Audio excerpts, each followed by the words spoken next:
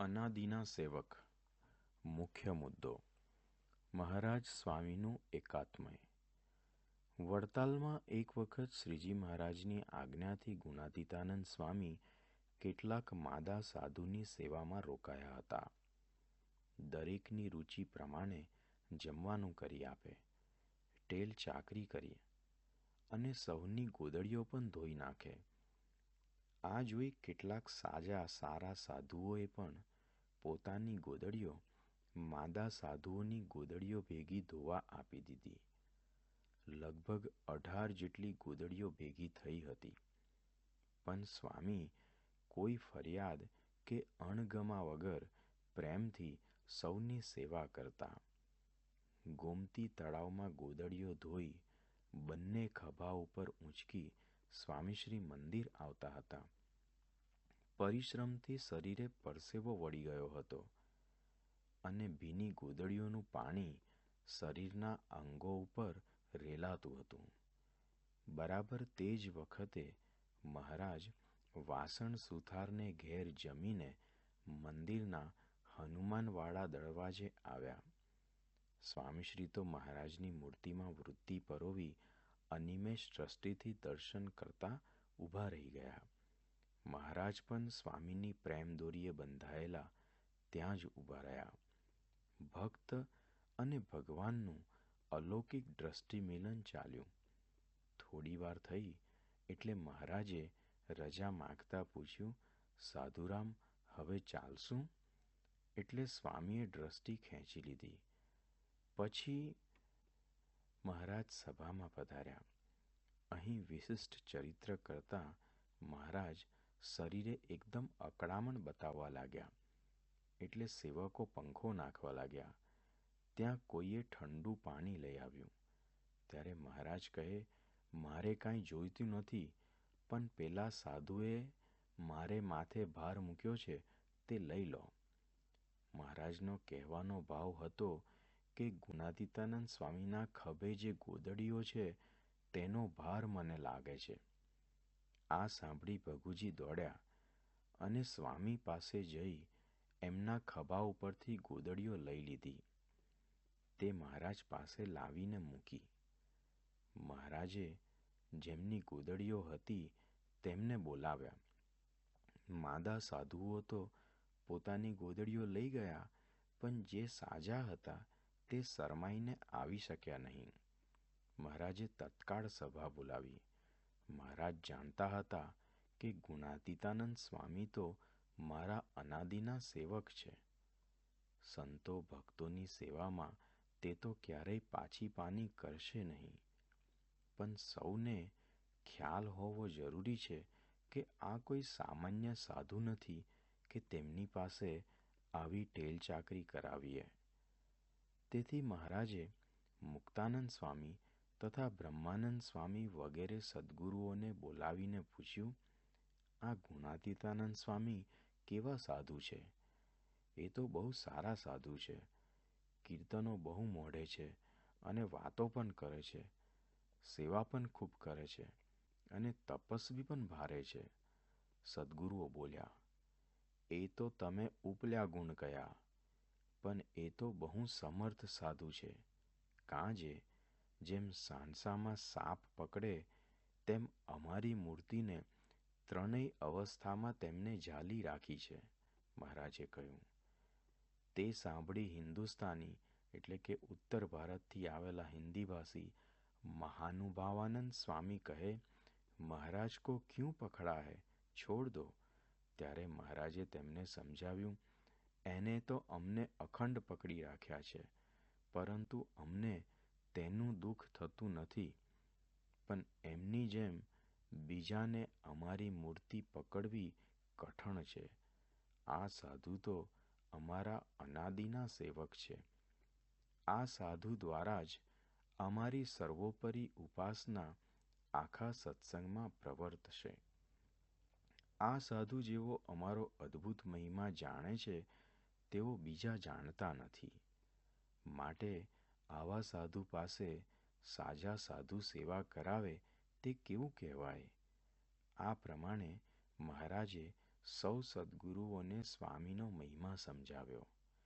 સ્વામીના શરીરે રહેલી ગોદડીઓનો ભાર શ્રીજી મહારાજને અનુભવાય. અક્ષર અને પુરુષોત્તમ વચ્ચે કેટલું એકાત્મય છે. બ્રાહ્મી સ્થિતિના ઘડવૈયા.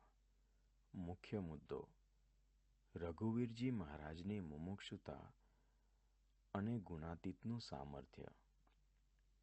એક વખત જન્માષ્ટમીનો સમયો કર્યા પછી ગુણાતીતાનંદ સ્વામી સોરઠ દેશમાં રઘુવીરજી મહારાજ સાથે વિચરણ માટે નીકળ્યા. રસ્તામાં રઘુવીરજી મહારાજે પેંડાની કોથળી કાઢીને એક પેંડો સ્વામીશ્રીને આપતા કહ્યું, આપને મુકામે પહોંચતા મોડું થશે, માટે આ પેંડો જમો.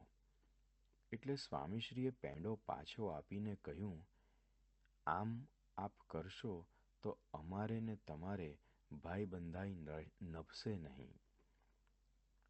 પછી રઘુવીરજી મહારાજે બહુ આગ્રહ કરીને કહ્યું, અડધો તો જમો. એટલે સ્વામીશ્રીએ અડધા પેંડાના 2 ભાગ કર્યા. તેમાંનો અડધો ભાગ જાગા ભગતને આપ્યો અને અડધો પોતે મોઢામાં મૂકીને બોલ્યા, 500 પરમહંસ ગળું ઝાલીને કહે છે, ઝેર છે ખાઈશ નહીં. સ્વામીશ્રીનો આવો ત્યાગ વૈરાગ જોઈને રઘુવીરજી મહારાજે સ્વામીશ્રીને કહ્યું, આપ આવી રીતે વર્તો છો તો અમારા શા હાલ થશે. ત્યારે ગુણાતીતાનંદ સ્વામીએ કહ્યું કે આપ તીર્થવાસી થઈને જૂનાગઢ આવો. જો હું તમારી ગ્રંથિઓ ગાળી ના નાખું તો હું ગુણાતીત નહીં. રઘુવીરજી મહારાજે પણ અત્યંત મુમુક્ષુતાથી સ્વામીશ્રીનું આ વચન ઝીલ્યું. સંવત 1917માં ભગવતજી પ્રસાદજી મહારાજને ગાદી સોંપી નિવૃત્ત થઈ જૂનાગઢ પધાર્યા. ચોમાસામાં 3.5 માસ તેઓ ગુણાતીતાનંદ સ્વામી સાથે તીર્થવાસી થઈને રહ્યા. રસાસ્વાદ, નિંદ્રા વગેરેનો ત્યાગ કરી રઘુવીરજી મહારાજ સ્વામીશ્રીના સમાગમનો અખંડ લાભ લેતા. સવારના મંગળા આરતી વખતે તૈયાર થઈ કથામાં આવી જતા અને શણગાર આરતી સુધી કથા સાંભળતા. પછી ઉતારે પધારી ખીચડી અથવા બાટી ને મગની દાળ ઝટઝટ બનાવીને વળી કથામાં બેસી જતા. બપોરે ભોજન પછી પણ આરામ ન લેતા સભામાં પધારી ગુણાતીતાનંદ સ્વામીની વાતો સાંભળતા. તેમની આવી દ્રઢ શ્રદ્ધા અને નિર્માણીપણું જોઈ સ્વામીશ્રીએ તેમને લક્ષમાં રાખી સર્વોપરી નિષ્ઠા, એકાંતિક ધર્મ વગેરેની અદ્ભુત વાતો કરી પોતાના સંબંધે ગુણાતીત કરી દીધા. તેથી જ સ્વામીશ્રી કહેતા કે આખા વડતાલમાં એક રઘુવીરજી મહારાજે મને ઓળખ્યો. મને ઓળખ્યો એટલે સ્વામીશ્રી અક્ષરબ્રહ્મનો અવતાર છે એ નિષ્ઠા તેમને થઈ ગઈ. આ બાબતની ખાતરી બ્રહ્મસ્વરૂપ શાસ્ત્રીજી મહારાજે વડતાલના કોઠારી ગોરધનભાઈ પાસે કરી હતી. શાસ્ત્રીજી મહારાજે પૂછ્યું હતું કે આચાર્ય રઘુવીરજી મહારાજ ગુણાતીતાનંદ સ્વામીને અક્ષર માનતા એ વાત સાચી છે? ત્યારે ગોરધનભાઈએ વિશ્વાસ સાથે કહ્યું હતું કે 17ની સાલમાં રઘુવીરજી મહારાજ જૂનાગઢ સ્વામીનો સમાગમ કરવા ગયા ત્યારે સ્વામી રૂપ થઈ ગયા હતા. ગુણાતીતાનંદ સ્વામી તેઓની વાતમાં કહે છે કે જે શિષ્ય હોય ને ગુરુને મન સોંપે તો અંતઃકરણનું અજ્ઞાન ટાળી નાખે, પણ તે વિના તો ટળે નહીં. તેમ આપણે ગુણાતીત સત્પુરુષનો આશરો તો સ્વીકાર્યો છે, પણ જો તેઓને મન અર્પણ કરી દઈએ, રઘુવીરજી મહારાજની જેમ શ્રદ્ધા અને ખપથી તેઓનો સમાગમ કરીએ તો આપણે પણ બ્રાહ્મ્ય સ્થિતિને પામી જઈએ. સેવા કરે તે મહંત. મુખ્ય મુદ્દો સેવાથી મોટપ. મૂળ અક્ષર મૂર્તિ ગુણાતીતાનંદ સ્વામી 40 વર્ષ સુધી જૂનાગઢ મંદિરના મહંત તરીકે રહ્યા, પરંતુ પદનો મદ ક્યારેય તેઓને સ્પર્શી શક્યો નહોતો. શ્રીજી મહારાજની આજ્ઞાથી સેવા માની તેઓ આ મહંત પદને શોભાવતા હતા, જે તેઓના વર્તન દ્વારા સૌ કોઈને અનુભવાતું. એક વખત તરણેતરના મહંત ગુણાતીતાનંદ સ્વામીને મળવા માટે જૂનાગઢ મંદિરે પધાર્યા. ત્યારે મંદિરના પ્રાંગણમાં સ્વામી વાસિંદો વાળતા હતા. મહંતજીએ સ્વામીશ્રીને પૂછ્યું, આ મંદિરના મહંત ક્યાં મળશે? સ્વામીશ્રીએ નમ્રતાથી જવાબ આપ્યો કે ઉપર જાઓ, ત્યાં મળશે. થોડી વારમાં સ્વામી હાથ પગ ધોઈ પોતાના આસને પધાર્યા. તરણેતરના મહંત તો સ્વામીશ્રીને જોઈ આશ્ચર્યચકિત થઈ ગયા. તેઓએ નવાઈ પામતા પૂછ્યું, તમે મહંત? તમે તો હમણાં ચોક વાળતા હતા ને? ગુણાતીતાનંદ સ્વામીએ હસતા હસતા કહ્યું, અમારે ત્યાં તો સેવા કરે એ જ મહંત.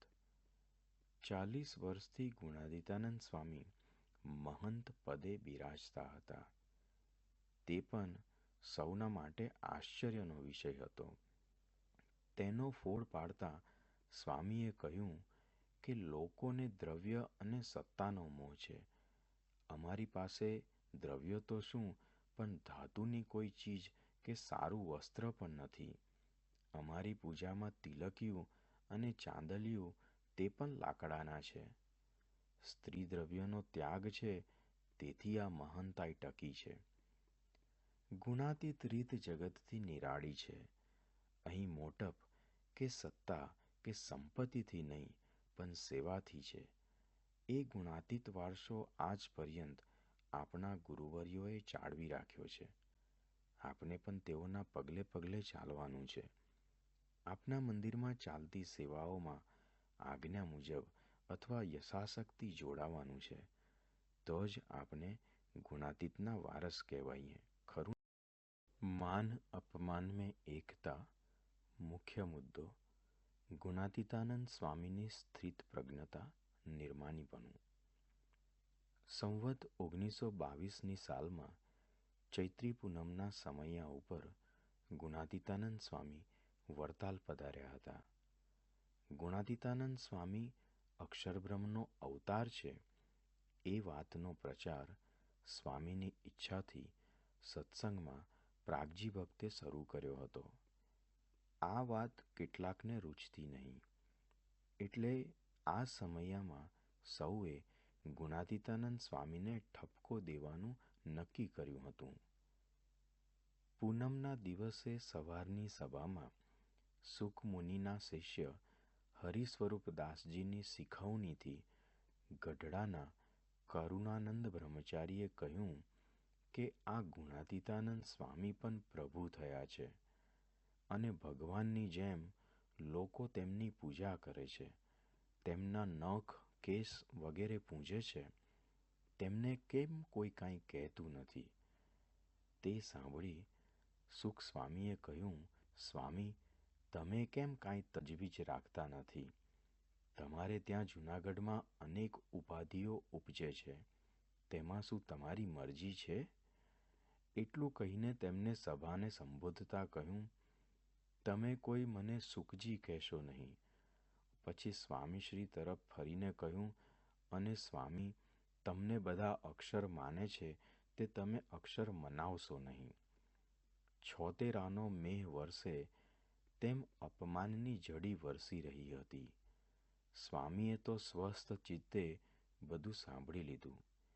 પછી ધીર ગંભીર સ્વરે બોલ્યા કે પ્રભુ તો એક શ્રીજી મહારાજ છે, બીજા કોઈથી પ્રભુ થવાશે નહીં. આપણે તો સાધુ છીએ, પરંતુ જેટલામાં રાજાનું રાજ્ય તેટલામાં રાણીનું રાજ્ય હોય. જેવો રાજાનો હુકમ ચાલે તેવો રાણીનો હુકમ પણ ચાલે, અને જેવો ભગવાનનો પ્રતાપ તેવો સાધુનો પણ પ્રતાપ કહેવાય. આ સાંભળી કોઈ કાંઈ બોલી શક્યો નહીં. શ્રીહરિના પરમ એકાંતિક સંતનું ભર સભામાં આવું અપમાન જોઈ સિંજીવાડાના પ્રભુદાસે ઊભા થઈ સભામાં પડકાર કર્યો કે આ રીતે સ્વામીને કહેવામાં શું કોઈની લાયકાત છે? એટલામાં કોઈ આચાર્ય ભગવત પ્રસાદજી મહારાજને બોલાવી લાવ્યું અને શણગાર આરતીનો ડંકો વાગ્યો એટલે સૌ આરતીના દર્શને ગયા.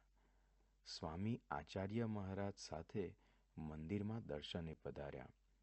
દર્શન કરી ઉતરતા હતા ત્યાં સામે માળી ગુલાબનો હાર અને ગજરા લઈને ઊભો હતો. આચાર્ય મહારાજની આજ્ઞાથી માળીએ ગુલાબનો હાર સ્વામીને પહેરાવ્યો. આચાર્ય મહારાજ ઉતારે પધાર્યા. સ્વામી સાધુની ધર્મશાળામાં જતા હતા. ત્યાં સામે સુખમુનિના શિષ્ય હરિસ્વરૂપદાસ મળ્યા એટલે સ્વામીએ પોતાની કોટમાંથી હાર કાઢી તેને પહેરાવ્યો અને બોલ્યા, હળદી જરદી નવ તજે, ખટરસ તજે ન આમ, ગુણીજન ગુણકો નવ તજે, અવગુણ ન તજે ગુલામ. એમ કહી સ્વામી આગળ ચાલ્યા.